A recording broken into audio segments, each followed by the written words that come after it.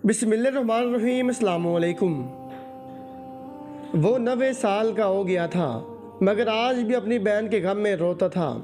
मैंने कई बार उसकी रवादात सुनी थी और हर बार उसे दिलासा देते खुद रो पड़ता था। ये कहानी है करम दीन की, जो इंडियन पंजाब से हिजरत करके मियानी में मुंतकिल हुआ था। वो अपनी रवादात बताते हुए कहता है कि जब पाकिस्तान के क़याम का ऐलान हुआ था और लोग हिजरत करने लगे तो दंगे फसादात शुरू हो गए थे। जहाँ हम मुकीम थे वहाँ पहले सिखों की अक्सरियत थी, मुसलमान घुट घुट कर जी रहे थे। जो ही क़याम पाकिस्तान का ऐलान हुआ, हमने कलमा शुक्र पढ़ा और हिजरत करके निकल पड़े। मगर हमारे निकलने से पहले मेरे वालिद साहब को शहीद कर दिया गया। मेरी वालदा साहबा हमें लेकर घर के पिछले दरवाजे से निकली और बजाय मुहाजिरीन के गिरोह में शामिल होने के, वो फसलों और झाड़ियों के दरमियान से गुजरने वाले वे रास्तों से होते हुए चलने लगी। हम लोगों ने सारी रात सफ़र किया, मगर सुबह के करीब जब हम रेलवे स्टेशन से महज चंद किलोमीटर दूर थे तो हिंदुओं और सिखों के एक गिरोह ने हमें आ लिया। मेरी वालदा को ख़तरा महसूस हुआ तो एक पोटली जिसमें जेवर और कीमती अशिया थी वो मैंने उठा रखी थी। वो मुझसे मेरी वालदा ने पकड़ी और मेरी बहन का हाथ मेरे हाथ में दे दिया। मैं तब 14-15 साल का जवान था और मेरी बहन की उम्र 12-13 बरस थी। मेरी माँ ने बहन को मेरे हवाले करते हुए कहा, तुम लोग इस सिमत में सीधे दौड़ते जाओ, कुछ गांव छोड़कर मुहाजिरीन कैंप है, वहां जाकर पनाह ले लो। मैं भी तुम्हारे पीछे पीछे दौड़ती आ रही हूँ। मैंने ज़रा कम रफ्तार से दौड़ना शुरू किया ताकि मेरी वालदा हमारे साथ रह सके, मगर मेरी वालदा ने मुझे झिड़कते हुक्म दिया कि तेज़ दौड़ो ताकि तुम्हारी बहन की इज़्ज़त और ज़िंदगी महफूज रह सके। इसके बाद मुझे समझ आ गई और मैं बहन की कलाई पकड़कर सर पर दौड़ने लगा। बहुत आगे जाकर मैंने मुड़कर देखा तो मेरी वालदा नहर के पुल पर पहुंच चुकी थी। पुल को आगे और पीछे दोनों साइडों से हिंदुओं लुटेरों ने घेर लिया था। मेरी वालदा ने हमारी तरफ देखकर हाथ हिलाया जैसे आगे जाने का इशारा कर रही हो और फिर खुद नहर में छलांग लगा दी। मैंने वापस मुड़ने के सोचा, मेरी बहन ने भी कहा, मगर फिर मुझे ख्याल आया कि मैं अकेला इतने लोगों से नहीं लड़ पाऊंगा। अगर वापस पलट गया तो वालदा की बात सच्ची हो जाएगी, मेरी बहन की इज़्ज़त और जान भी चली जाएगी। लिहाजा मैंने बहन की कलाई को मजबूती से पकड़ा और आगे की तरफ दौड़ लगा दी। जब हम खारदार झाड़ियों के एक जंगल के करीब पहुँचे जिसके इस पार मुहाजिर कैंप लगा था, तो इतनी देर में सिख लुटेरों का एक गिरोह घोड़ों पर सवार होकर हमारे सर पर पहुँच गया। मुझे अंदाज़ा हो गया था कि अब या तो मैं बच सकता हूँ या मेरी बहन। लिहाजा मैंने बहन की खातिर कुर्बानी देने का फ़ैसला कर लिया और बहन को तहकमाना अंदाज में कहा कि वो झाड़ियों में घुसकर किस तरह इस पार लगे मुहाजिर कैंप में पहुँचे। मैं वहाँ कैंप में इसका इंतज़ार करूँगा। मेरी बात सुनकर मेरी बहन ने झाड़ियों की तरफ दौड़ लगा दी और मैं इन 6 घुड़सवारों से उलझने लगा। जब 5 से 7 मिनट गुजर गए, मुझे यकीन हो गया कि मेरी बहन किसी न किसी महफूज रास्ते पर पहुंच चुकी होगी, तो मैंने भी इस गिरोह को चकमा देकर जंगल की तरफ दौड़ लगा दी। मुझे घेरने के लिए वो गिरोह 2 हिस्सों में तकसीम होकर घोड़ों पर सवार इन खारदार झाड़ियों में घुस गया। मैं उन्हें तो नहीं मिला, मगर किसी राह पर चलती मेरी बहन उनको नजर आ गई। मेरी बहन को जब पीछे दौड़ते घोड़ों की आवाज़ सुनाई दी तो उसने वो रास्ता छोड़कर झाड़ियों में से गुजरना शुरू कर दिया। घोड़सवारों का घोड़ों समेत झाड़ियों से गुजरना मुमकिन नहीं था, लिहाजा लुटेरों ने घोड़े छोड़कर पैदल भागना शुरू कर दिया ताकि मेरी बहन को पकड़ सकें। मगर अल्लाह ताला ने मेरी बहन की आबरू महफूज रखी और वो मुहाजिरीन के कैंप में पहुंच गई और पहुंचते ही गिर पड़ी। दूसरे सिरे से मैं भी कैंप में दाखिल हुआ और अपनी बहन को ढूंढने लगा। जब मैं ढूंढने बहन के करीब पहुंचा तो देखा झाड़ियों के कांटे लग लग कर मेरी बहन का गोश्त हड्डियों से अलग हो चुका था। जिस्म पर कपड़ा या पर्दा नाम की कोई चीज़ नहीं थी। अटक अटक कर सांसें चल रही थी। किसी नेक दिल खातून ने मेरी बहन के जिस्म पर अपना दुपट्टा डाल दिया, मगर दर्द और तकलीफ की बर्दाश्त से बहर थी। मेरी बहन ने मुझे हाथ जोड़ते हुए कहा था कि भाई, अब मैं मज़ीद सफ़र के काबिल नहीं, मुझे अपने हाथों से मार दो, वरना वो मुझे दरिंदे नोच नोच कर मार डालेंगे। बहन की जवाब बात सुनकर मेरी जवानी ने जोश मारा और मैंने कहा कि कोई मेरी बहन को छू भी नहीं सकता, मैं उसकी जान ले लूँगा। मगर पास बैठे एक बुजुर्ग ने मुझे बाजू से पकड़ कर कहा, जवान हकीकत में रहकर बात कर, बच्ची ठीक कर रही है। फिर वो लोग मुझे लाशों के एक अंबार के पास ले गए। जो औरतें इज्जत बचाते बचाते जान से हाथ धो बैठी थी या उनके अपने प्यारों ने अपने हाथों से कत्ल कर दिया था, मैंने लोगों के मशवरे के बावजूद बहन की जान लेने से इनकार कर दिया और ट्रेन का इंतज़ार करने लगा। यहाँ तक कि ट्रेन आ गई, लोग ट्रेन में सवार होने लगे। नफ्सा नफ्सी का आलम था, किसी को किसी की खबर नहीं थी। मैं कोशिश के बावजूद भी बहन को ना उठा सका क्योंकि जिस्म का सारा गोश्त उधड़ चुका था। हाल लगते वो तकलीफ़ से बिलबिला उठती थी। मेरी बहन ने एक बार फिर मेरे आगे हाथ जोड़कर मौत की भीख मांगी थी।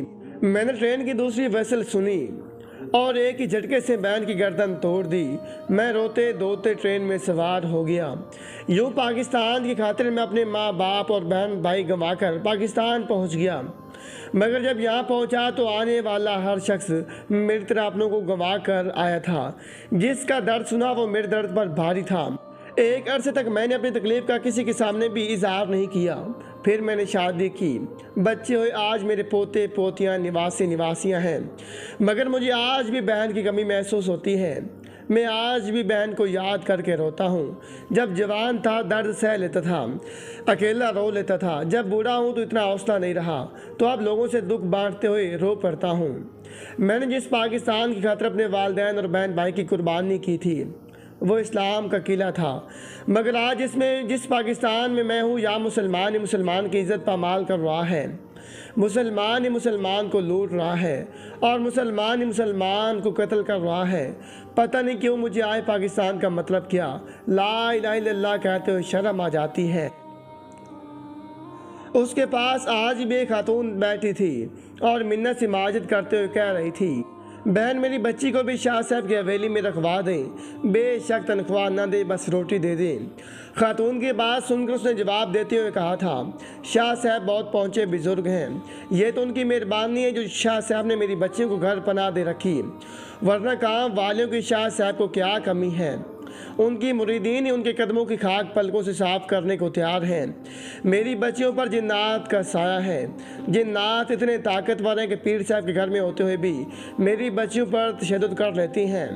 शाह साहब का हौसला है जो मेरी बच्चियों की जान बचाने की खातिर अपनी जान भी खतरे में डाल देते हैं।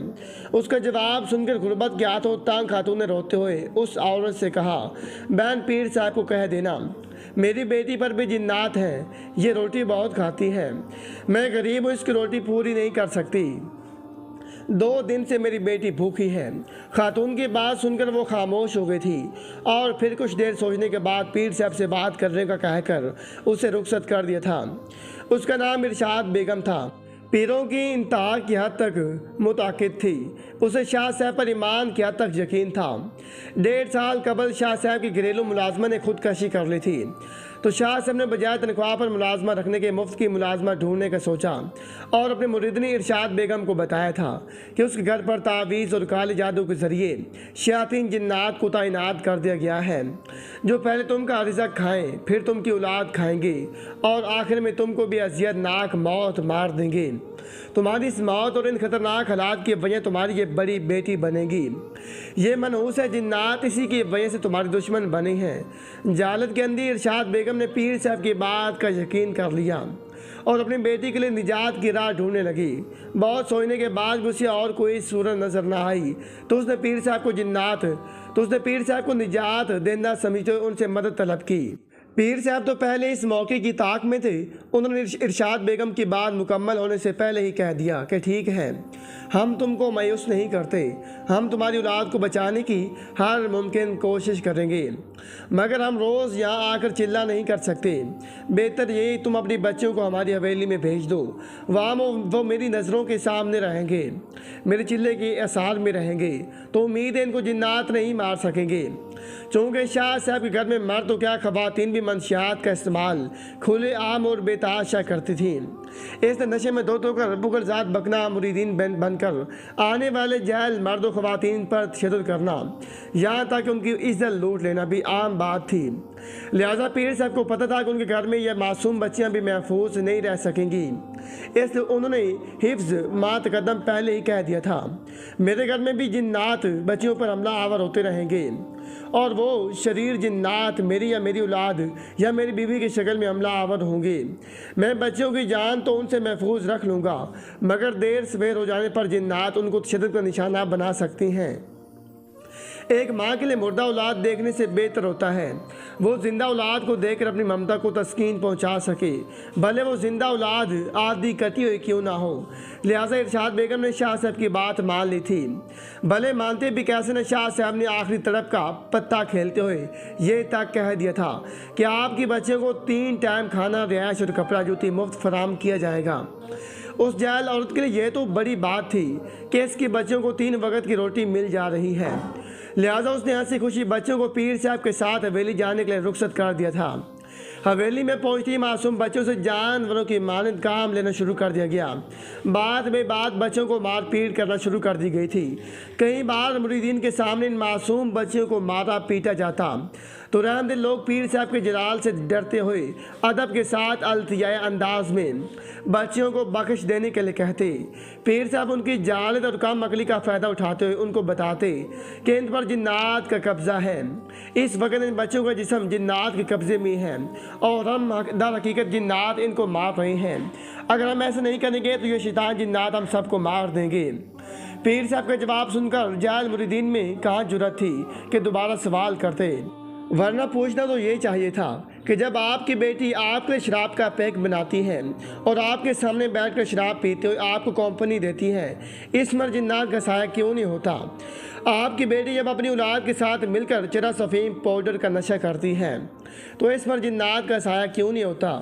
مگر کس خاک کے ذرے کی مجال تھی کہ شاہ صاحب سے مزید کوئی سوال کرتا؟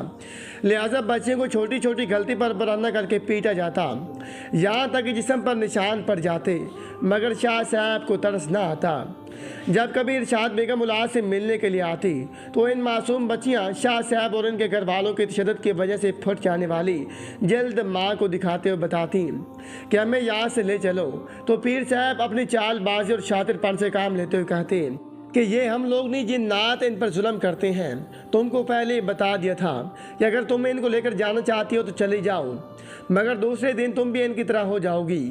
وہ جاہل عورت پیر صاحب کی بات سن کر سہم جاتی اور پیر صاحب اسے مختلف آیات کے ترجمے اور حدیث سنا کر مطمئن کر دیتے جس میں رحم دلی کے متعلق زیادہ ہدایات ہوتی۔ یوں ارشاد بیگم اپنی بچوں کو اس جہنم میں چھوڑ کر دوبارہ چلی جاتی۔ چند دن پہلے پیر صاحب نے اپنے لیے اٹالین شراب امپورٹنٹ کروائی تھی، جس کا کارٹر اٹھا کر ارشاد بیگم کی سب سے بڑی بیٹی سائڈ پر رکھنے کی کوشش کر رہی تھی، مگر وزن زیادہ ہونے کی باعث وہ کارٹن ہاتھ سے گر گیا، شراب کی بوتلیں ٹوٹ کر زمین پر گر گئیں اور شراب زمین پر بہہ گئی۔ نام نیاد پیر صاحب اور ان کی فیملی نے ارشاد بیگم کی بڑی بیٹی کو لاتوں، گھونسوں اور ڈنڈوں سے پیٹنا شروع کر دیا۔ مرد ملازمین نے مداخلت کی تو ان کو بتایا گیا کہ اس کے جن نکالے جا رہے ہیں۔ اسے تب تک پیٹا گیا جب تک کہ وہ مر نہ گئی، بلکہ مردہ وجود کو بھی پیٹا جا رہا تھا، یہاں تک کہ جب سب تھک گئے تو اسے چھوڑ کر چلے گئے۔ مسلسل 3 گھنٹے تک وہ مردہ وجود وہاں ہی پڑا رہا۔ اس کی موت کی تصدیق کرنے کے لیے اسے 2-3 بار جھنجھوڑا گیا، پھر اسے اٹھا کر زمین پر پٹکا گیا۔ جب پھر بھی اس کے وجود میں کوئی حرکت نہ ہوئی تو اسے مردہ قرار دے کر اس کی ماں کو اطلاع دے دی گئی۔ جنات کو اس کی موت کی وجہ قرار دے کر اسے جلد سے جلد غسل دے کر دفن کر دیا گیا۔ اے ظالم یہ مت بھول کہ خدا بھی باقی ہے، اے ظالم یہ مت بھول کہ اللہ کی عدالت ابھی لگنی باقی ہے۔